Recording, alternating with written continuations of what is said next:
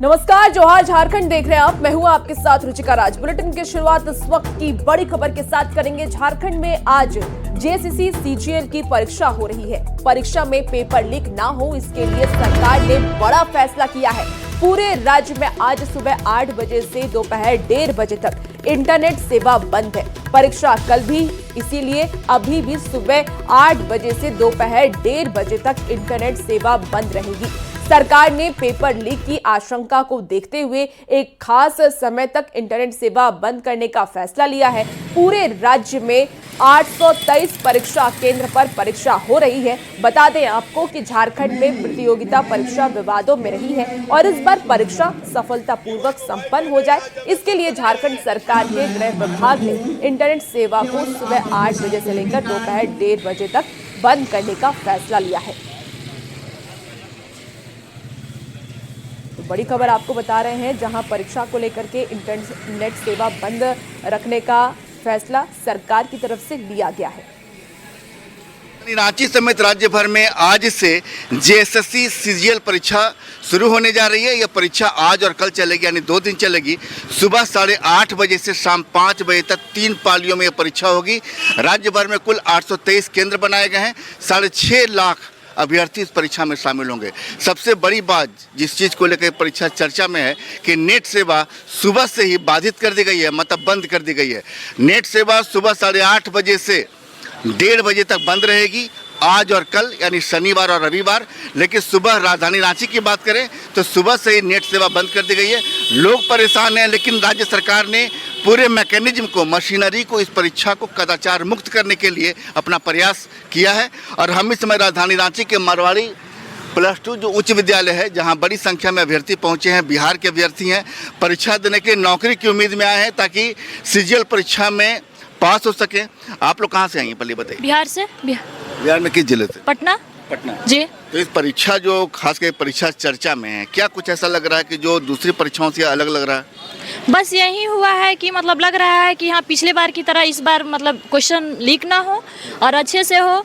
और बस चेंजिंग इतना ही हुआ है कि थर्ड पेपर जो होने वाला था पिछले बार जैसे हुआ था, इस बार वो फर्स्ट शिफ्ट में लिया जा रहा है। नेट सेवा बंद कर दी गई है, तो कोई परेशानी तो नहीं आई? आप ही लोग के लिए किया गया? परेशानी तो नहीं आई, ये हम लोगों के लिए अच्छी बात है, ताकि क्योंकि पिछली बार जो हुई थी उसमें बहुत ज़्यादा धांधली देखा गया था। क्योंकि जैसे हम लोगों का पेपर 5 बजे शाम में लास्ट पेपर एंड हुआ, 5:30 बजे हम लोगों के पास नोटिस आता है कि पेपर सेकेंड कैंसिल। और ये गवर्नमेंट की एक अच्छी पहल है कि उन्होंने नेट सेवा बाधित कर दिया और एक कदाचार मुक्त परीक्षा हो। हम सभी अभ्यर्थियों की यही मांग है। बिहार से, मैं पटना जिला से हूँ।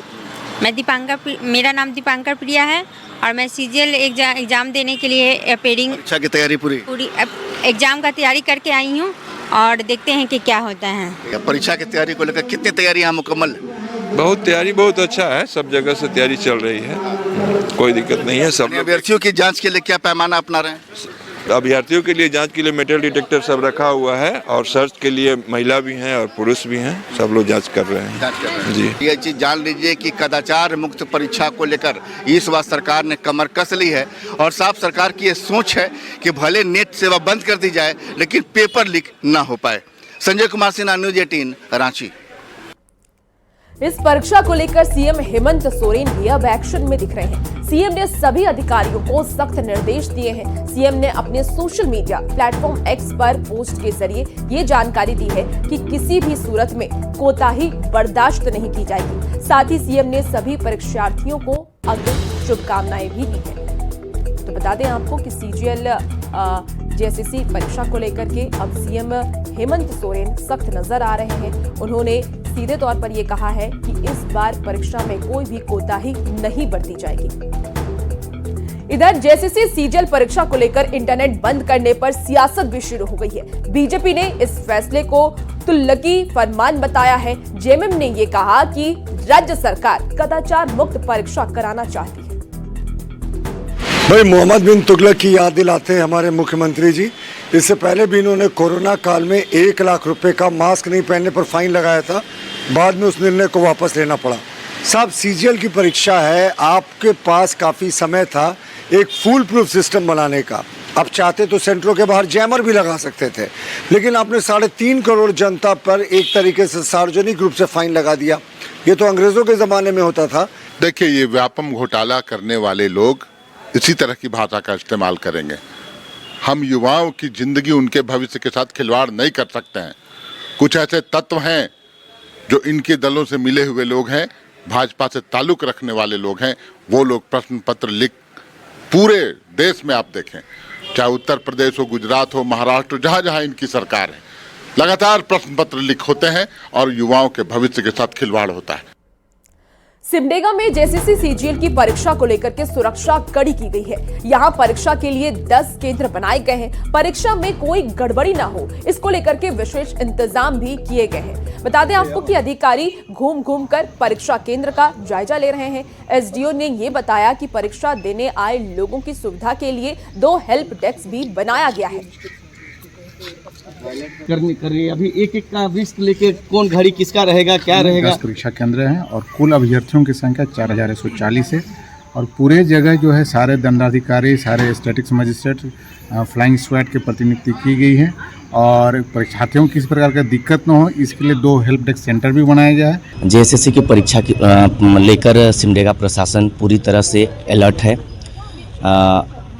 माननीय उपायुक्त महोदय के निर्देश अनुसार जिला स्तर का ब्रीफिंग भी की जा चुकी है, 2-3 बार ब्रीफिंग हुई है। हम लोगों ने भी शिक्षकों को जो गाइडलाइन है उसके अनुरूप ब्रीफिंग किया है और उसका अक्षरशः पालन किया जाएगा। और गढ़वा में भी जेसीसी सीजीएल परीक्षा को लेकर के सख्त इंतजाम किए गए हैं। परीक्षा में कोई गड़बड़ी ना हो, इसके लिए खास इंतजाम किए गए हैं। जिले में 18 परीक्षा केंद्र बनाए गए हैं। स्कूल के प्रभारी ने यह बताया कि सीजीएल के एग्जाम को लेकर के पूरी तैयारी की गई है। मेटल डिटेक्टर से चेक करने के बाद ही एंट्री दी जाएगी।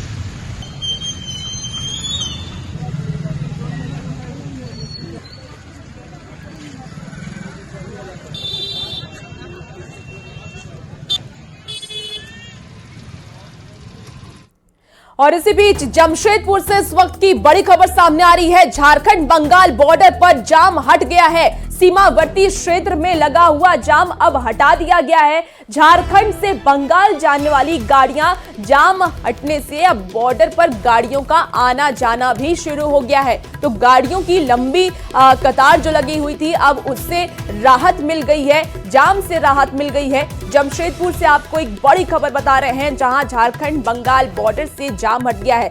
कल ही हमने आपको खबर दिखाया था कि किस तरीके से गाड़ियों को रोक दिया गया था। ममता बनर्जी का ये आदेश आया था कि बाढ़ की स्थिति क्योंकि बंगाल के बॉर्डर पर बन रही थी और इसी को लेकर के ममता बनर्जी ने सख्त आदेश दिया था कि झारखंड की तरफ से जो भी गाड़ियां आ रही हैं उसे रोक दिया जाए। और उसके बाद जब हमने खबर दिखाया, इसके बाद एक बड़ी खबर अब आ रही है कि झारखंड बंगाल बॉर्डर का जो जाम है उसे हटा दिया गया है। सीमावर्ती क्षेत्र में लगा हुआ था ये जाम, जिसे अब हटा दिया गया है। झारखंड से बंगाल जाने वाली अब सभी गाड़ियां जा सकेंगी। अब आना जाना भी शुरू हो गया है।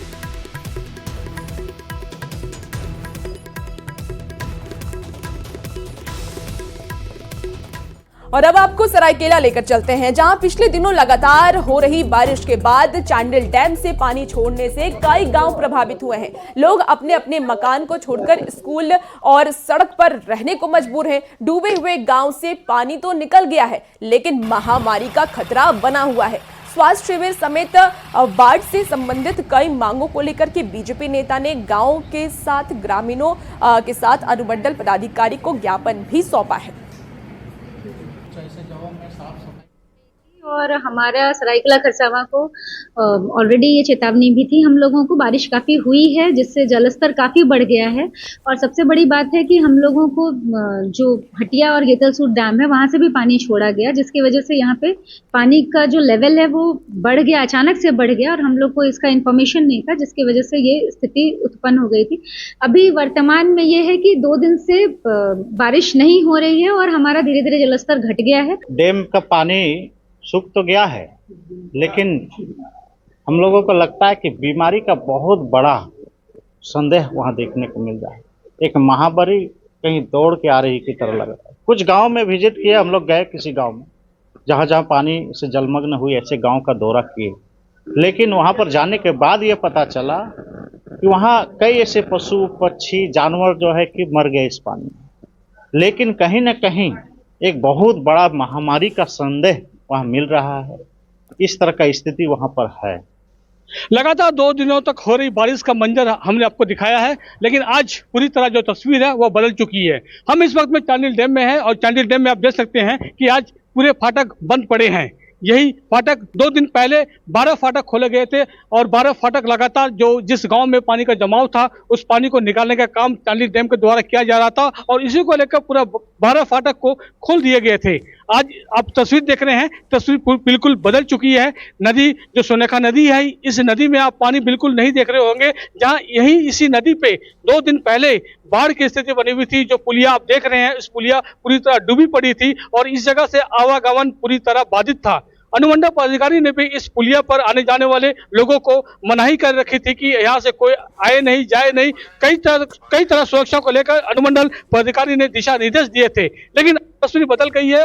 जिला प्रशासन के साथ साथ अनुमंडल प्रशासन अब इस तबाही के मंजर के बाद गांव की ओर रुख किया है। गांव में जो जितने भी परेशानियों का सामना लोगों को करना पड़ा था, इसके अलावा इस बाढ़ की चपेट में कई लोग बीमार भी पड़े हैं, तो उन लोगों को मेडिकल मदद पहुंचाने के लिए अनुमंडल प्रशासन अब डॉक्टरों की टीम उस गांव को भेज रही है, अब मदद पहुंचा रही है। प्रवंचन कुमार, न्यूज़ 18। और इसी बीच रामगढ़ से इस वक्त की बड़ी खबर सामने आ रही है। झारखंड स्टेट फूड कॉर्पोरेशन से अनाज गायब हो गया है। गोदाम में 14.5 हजार क्विंटल अनाज गायब हुआ है। गायब हुए अनाज की कीमत 7 करोड़ रुपए बताई जा रही है। वहीं डीसी ने 24 घंटे में स्पष्टीकरण मांगा है। गोदाम के प्रभारी से स्पष्टीकरण मांगा गया है। तो बड़ी खबर आपको रामगढ़ से बता रहे हैं, जहां स्टेट फूड कॉर्पोरेशन से अनाज गायब हुआ है। गोदाम में 14.5 हजार क्विंटल अनाज रखा था, जो कि गायब हो गया है। गायब हुए अनाज की कीमत 7 करोड़ बताई जा रही है।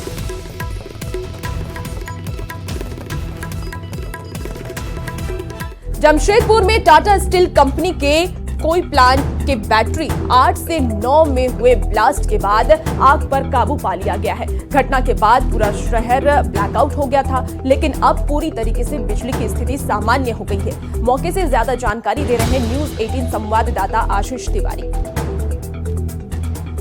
जमशेदपुर के टाटा स्टील कंपनी के प्लांट में बैटरी 8 और 9 के बीच एक ब्लास्ट हुआ और उसके बाद पूरा जमशेदपुर जो है वो ब्लैकआउट हो गया था।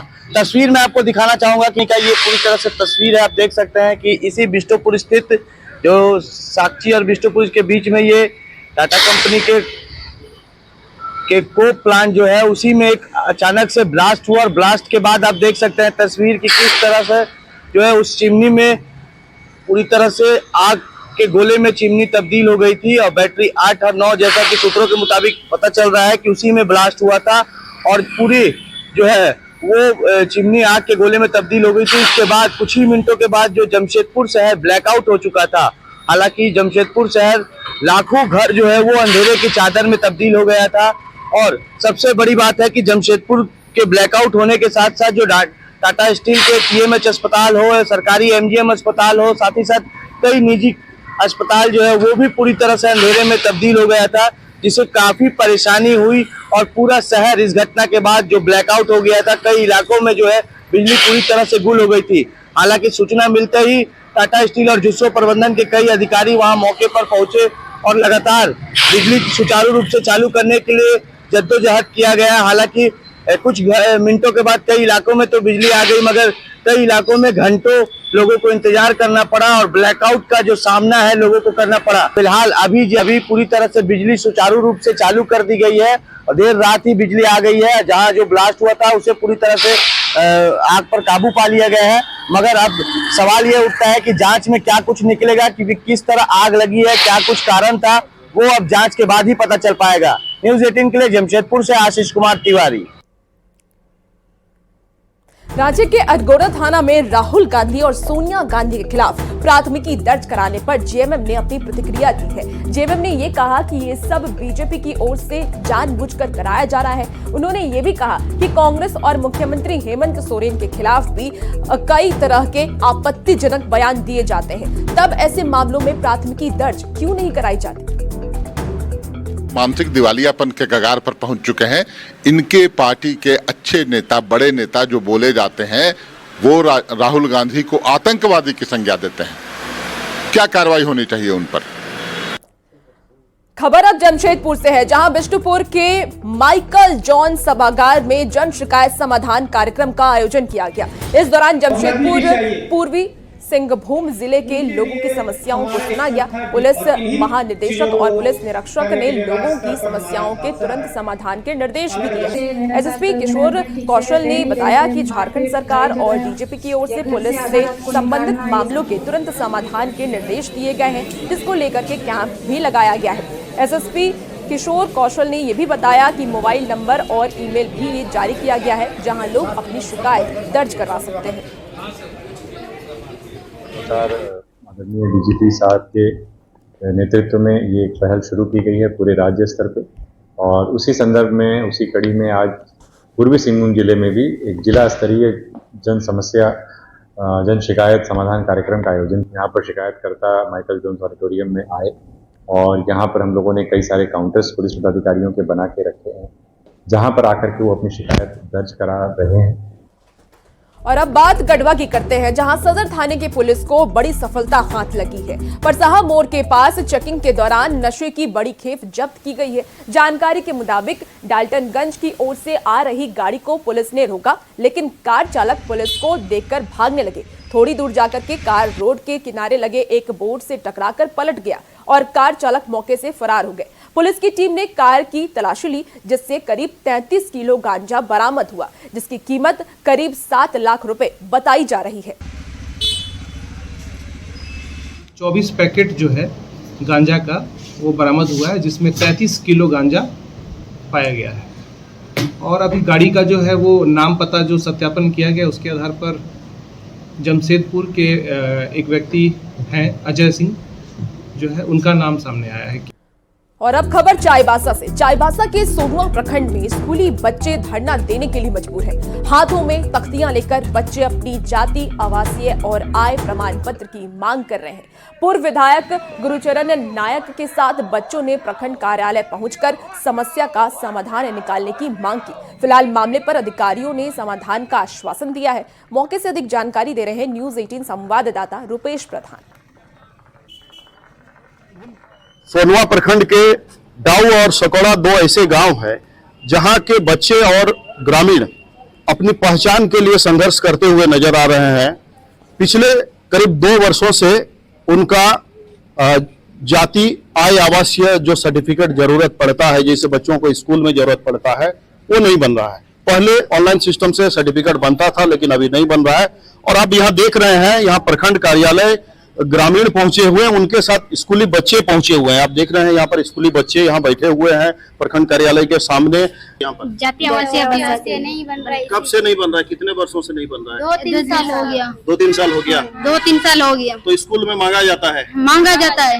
क्या बताते हो स्कूल में? जाति आवासीय लेके आओ बोले।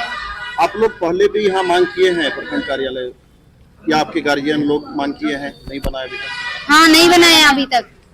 स्कूल में मांगा जा रहा है, क्यों मांगा जा रहा है? जिसे क्योंकि एडमिशन नहीं ले रहे, जाति आवासीय नहीं है, इसीलिए प्रॉब्लम बहुत है कि बच्चा सब जाति आवासीय के अभाव में स्कूल छोड़ दे रहा है।